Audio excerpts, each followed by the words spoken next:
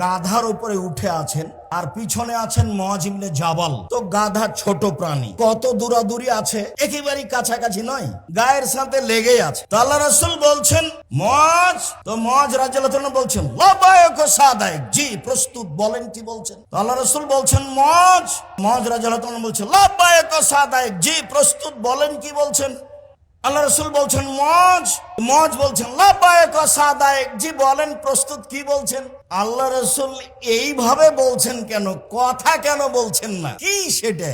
মুআযকে ডেকে কি বলবেন, মুআযকে যেটা ডেকে বলবেন সেটা যেন মুআয রাদিয়াল্লাহু তাআলা আনহুর ভুল না হয়, শুনতে যেন ঘাটতি না থাকে, তাই প্রস্তুত করলেন। তো আল্লাহর নবী একটা কথা বলবেন, সেই জন্য সাহাবীকে প্রস্তুত করছেন এইভাবে, আর আমি রাসূলের কথাই অনুবাদ করছি, আর আপনি আমাকে প্রয়োজন দেখাচ্ছেন, আমি এটা মেনে নেব আপনি মনে করেন? ভুল হিসাব, এই হিসাব ত্যাগ করবেন, আপনার জন্য আমি এসেছি।